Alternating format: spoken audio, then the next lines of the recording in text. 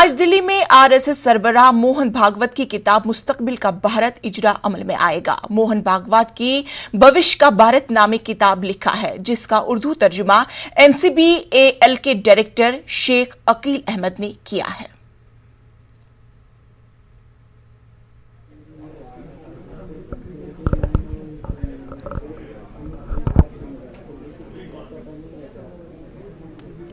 खुरम, क्या मेरी आवाज आप तक पहुंच रही है? जी जी, आपकी आवाज़ मिल रही है।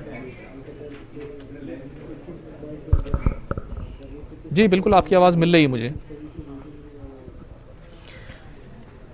देखिए, इस वक्त मैं इंडिया इंटरनेशनल सेंटर में हूँ और यहाँ ये मल्टीपर्पज़ हॉल है।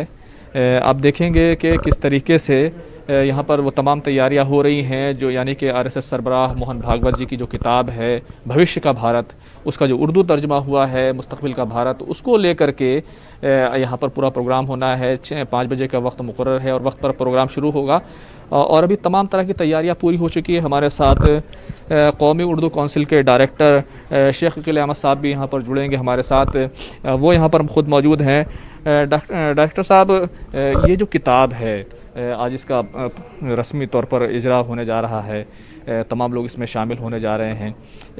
कौमी कौंसिल ने किस मैंडेट, किस तरीके से इसको किया, क्या ख्याल आया और अब ये पुरवकार रस्मी इजरा? देखिए, कौमी कौंसिल बराए फ़रोग़ उर्दू ज़बान एक ऐसा इंस्टीट्यूट है कि जो तमाम उलूम व फ़नून और तमाम धार्मिक किताबें और फ़िलासफ़ी पे किताबें छापती रहती हैं। मसलन हमारे यहाँ से योग के ऊपर किताबें छप चुकी हैं, हमारे यहाँ से गीता, भगवत गीता पे का ट्रांसलेशन छप चुका है और गुरु गोविंद सिंह की ग्रंथावली भी हम ट्रांसलेट करवा चुके हैं, वो छापने जा रहे हैं। इसके अलावा साइंस एंड टेक्नोलॉजी से लेकर मेडिसिन से लेकर के हर तरह की किताबों को हम ट्रांसलेट करवाते हैं और ट्रांसलेट करवाने के बाद उसको उर्दू में हम छपवाते हैं। तो उसी तरह से हमने जो है मोहन भागवत जी की जो किताब है उसको भी हमने उर्दू में ट्रांसलेट किया, इसको पब्लिश करवाया और उसको पब्लिश करवाने के पीछे जो मेरा मेन मकसद है वो ये है कि हिंदुस्तान के अंदर बेशुमार लोग ऐसे हैं कि जो सिर्फ उर्दू पढ़ना लिखना जानते हैं, तो उन्हें भी हक है कि मोहन भागवत जी की विचारधारा क्या हैं, वो मुसलमानों के तईं उनका क्या कहना है। तो इस मकसद के तहत ये किताब हमने पब्लिश करवाया है। और डायरेक्टर साहब, अगर देखें तो ये किताब खुद आपने ट्रांसलेट की है, आप काउंसिल के डायरेक्टर हैं, काउंसिल से शाये हुई है, तो इसका ट्रांसलेट करने का जो आपका तजर्बा है वो कैसा रहा है? देखिए, मोहन भागवत जी की जो ज़बान है वो बहुत मुश्किल ज़बान है और संस्कृत आमेज़ ज़बान है। वो संस्कृत के भी विद्वान हैं, लिहाजा संस्कृत और यहाँ तक कि उनकी कुछ उनके जो तकारीर हैं उनमें गीता वगैरह के भी श्लोक या उसके वर्ड्स आ जाते हैं जो कि आम लोगों के लिए समझना मुश्किल है। तो वो मुझे भी बहुत परेशानी हुई और ये काम मैं उस वक्त से शुरू कर रहा हूँ जब उन्होंने भाषण दिया था।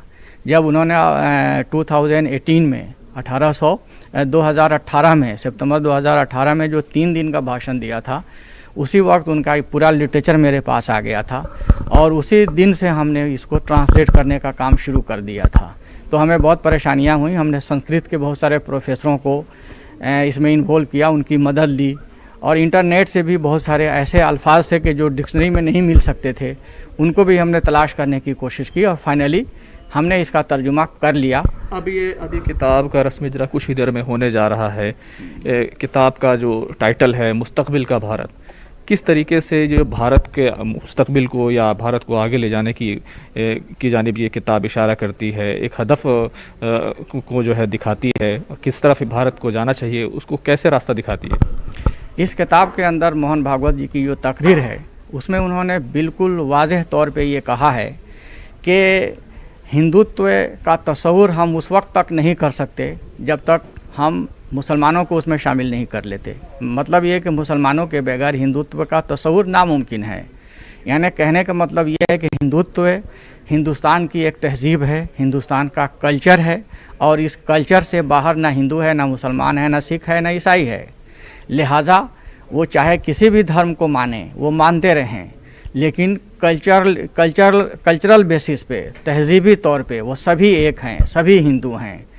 और उन्होंने ये भी उस किताब के अंदर कहा है कि जो आरएसएस के लोग हैं उन्हें चाहिए कि इस्लाम की जो फ़िलॉसफ़ी है और इस्लाम की जो तारीख़ है उसका मुताला करें, और मुसलमानों को भी चाहिए कि वो आरएसएस के शाखाओं में जाएं और जाकर नज़दीक से आरएसएस को समझने की कोशिश करें, उसे देखने की कोशिश करें। डॉक्टर साहब, अगर ये सारी चीज़ें हैं तो कई लोगों ने इस पर एतराज़ भी कर रहे हैं, कई तरह की बातें कर रहे हैं, ये सब फिर क्यों?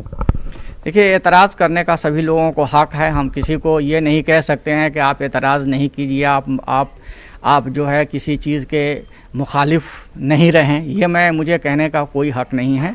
जो एतराज़ कर रहे हैं उनका हक़ है, वो एतराज़ करें, लेकिन हमारा काम ये है कि हम जितने हिंदुस्तान के दर्शन हैं, जितने हिंदुस्तान की फ़िलॉसफ़ी है, चाहे वो मोहन भागवत जी की किताब हो, चाहे वो कबीर दास की किताब हो, या दारा शिकोह की फ़ारसी की जो किताबें हैं, हम उन तमाम किताबों को उर्दू में ट्रांसलेट करके लोगों तक पहुंचाना चाहते हैं, ताकि लोग अच्छी तरह से भारत को समझें, भारत के। खुर्रम, हमारे साथ जुड़ने के लिए बेहद शुक्रिया। आगे भी आपसे अपडेट लेते रहेंगे और फिलहाल हम बढ़ते हैं और एक खबर की जानिब।